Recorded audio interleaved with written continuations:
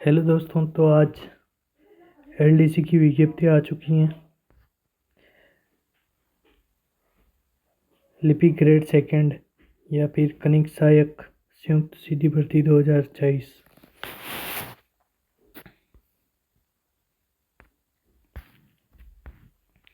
आज हम देखने वाले हैं कि कौन से विभाग से कौन से पद आए हुए हैं।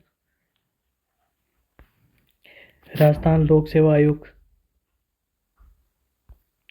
इसमें आपको पद का नाम है लिपिक ग्रेड सेकंड। 6 गैर अनुसूचित क्षेत्र से पद हैं और उसके बाद में प्रशासनिक सुधार हैं जो कि कनिष्ठ सहायक हैं। इसमें 8,827 पोस्ट हैं और अनुसूचित क्षेत्र से 979 है जो कि टोटल 9,806 पोस्ट हैं। और कृषि विपणन निदेशालय कृषि उपज मंडी समिति, इसमें 581 पद हैं। राजस्थान राज्य कृषि विपणन बोर्ड, इसमें 98 पद हैं।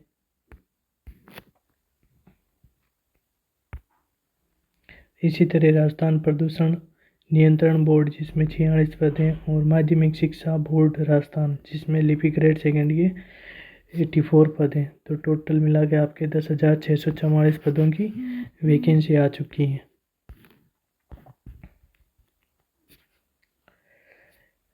और यहाँ पे आपका विशेष नोट दिया हुआ है जिसके अंदर ज़्यादा कुछ देखने को है नहीं। फिर 3 number point, online application form, जो आप जानते ही कैसे भरना है या फिर OTR के माध्यम से भरना है।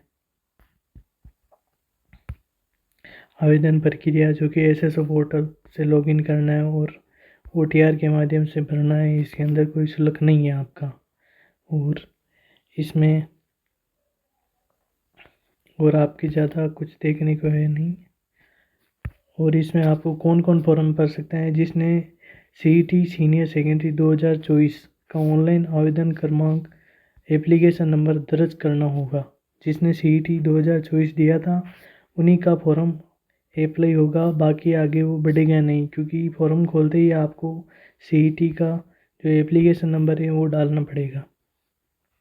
और उसके बाद में डाटा वेरीफाई किया जाएगा। वेरीफाई हो जाने के बाद में आवेदन पत्र खुलेगा। इन चीज़ का ध्यान रखना है आपको। अगर आपने CET की है तो सबसे पहले उसका एप्लीकेशन नंबर साइड में लिख के रखो। और उसके बाद में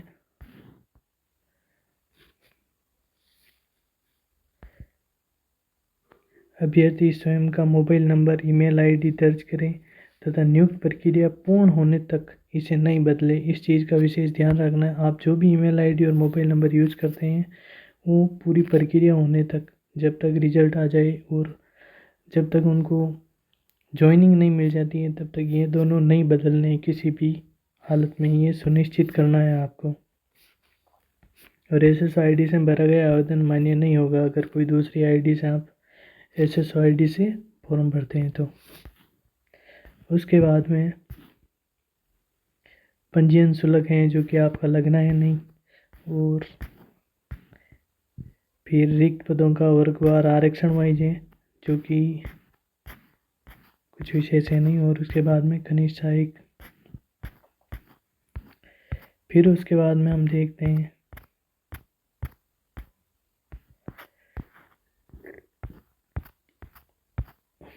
ऐसे ही धीरे धीरे इसमें ज़्यादा ये भूतपूर्व सैनिकों के लिए दिया हुआ है। इसमें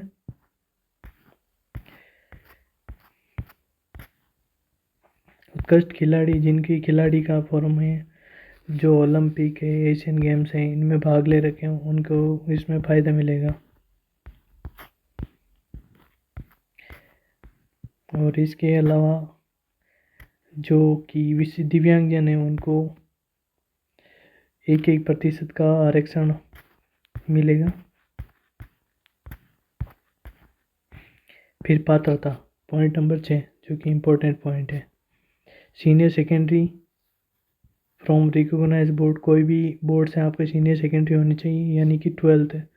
और उसके साथ में 2 नंबर पॉइंट है जो कि O अथवा higher level certificate course DOEACC control by department electronics government of India, ये होना चाहिए। अगर ये नहीं है तो इसके अलावा अगर NEILT जो दे रखा है ये न्यू दिल्ली का है, जो कि कंप्यूटर कंसेप्ट या कोर्स करवाता है, वो होना चाहिए। अगर वो भी नहीं है तो आपको कोपा होना चाहिए, जो कि ITI में कोपा होती है, कंप्यूटर ऑपरेटिंग प्रोग्राम।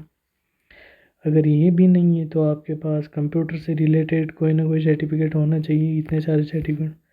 और अगर ये भी नहीं है तो ये तो इम्पोर्टेंट है ये, अगर RSCIT। और अगर ये भी नहीं है तो इसके इक्विवेलेंट आपको कुछ ना कुछ, कोई भी जो भी कंप्यूटर से रिलेटेड है वो लगेगा। और उसके बाद में 2 नंबर पॉइंट है, देवनागरी लिपि का आपको ज्ञान होना चाहिए।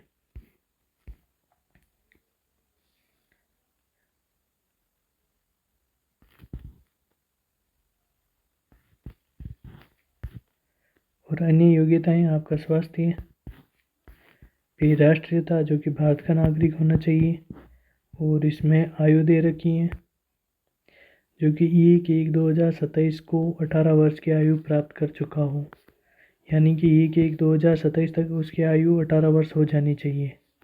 अगर नहीं होती है तो आप फॉर्म भरने के लिए एलिजिबल नहीं है।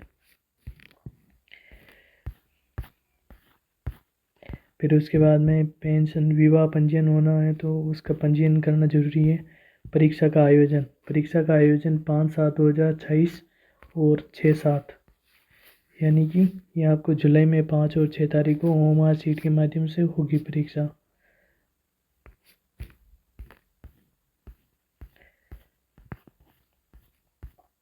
अब इसके बाद में हम देख लेते हैं सिलेबस।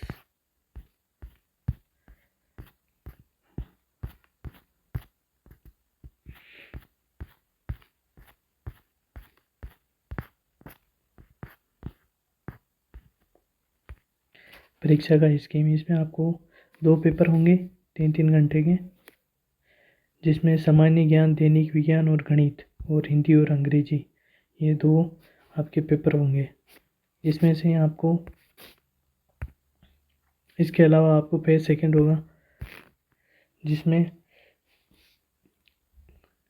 निःशक्त अभ्यर्थियों के लिए कंप्यूटर 1, कंप्यूटर में हिंदी की अगर टाइपिंग होगी तो आपको 10 मिनट जो कि 25-25 नंबर के होंगे, और अंग्रेजी में गति और दक्षता दोनों 10 मिनट करवाई जाएगी, जो कि आपको 25-25 नंबर की होगी।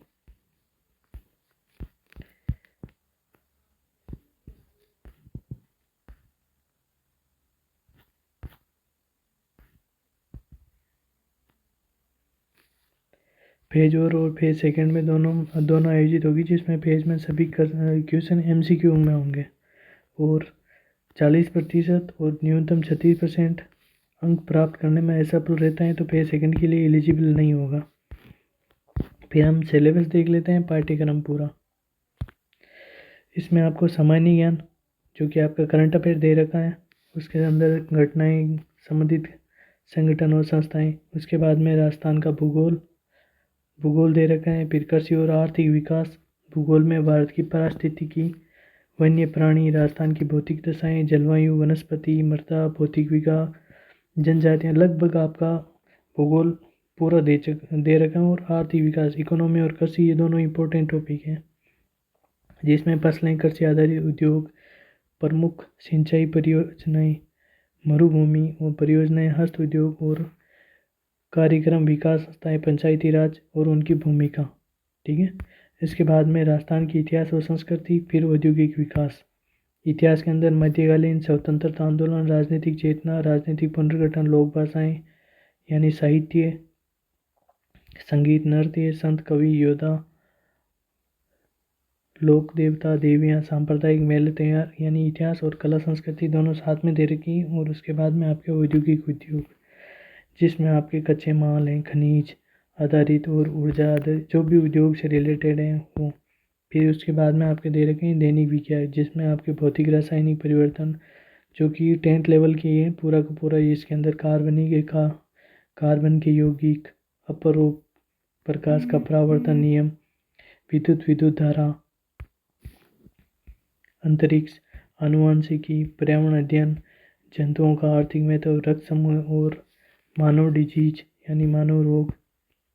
फिर गणित दे रखी है, और गणित में जो कि आपका इम्पोर्टेंट है, इसमें घनमूल, वर्गमूल, गुणनखंड, बहुपद, गुणनखंड, समीकरण, द्विघात समीकरण, अनुपात, समानुपात, लाभ,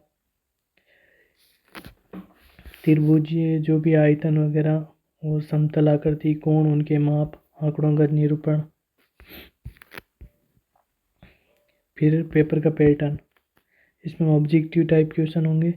100 मार्क्स का पेपर होगा, मैक्सिमम और नंबर ऑफ 150 क्वेश्चन होंगे इसके अंदर। 3 घंटे का पेपर होगा और 1/3 नेगेटिव मार्किंग होगी। इसमें हिंदी आई है आपकी, हिंदी के लगभग सारे टॉपिक दे रखे हैं और इंग्लिश के सारे टॉपिक दे रखे हैं।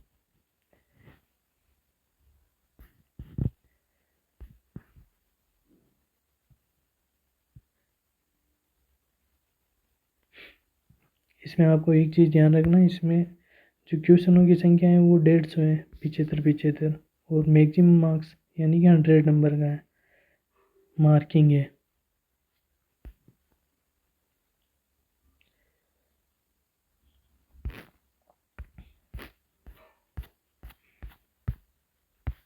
चल धन्यवाद दोस्तों, ऐसे ही वीडियो देखने के लिए हमारे चैनल को लाइक और सब्सक्राइब करें। आप कमेंट करेंगे तो मैं आपको पूरा लेवल इसका एलडीसी का सिलेबस क्रिएट कर डाल दूँगा। थैंक यू दोस्तों।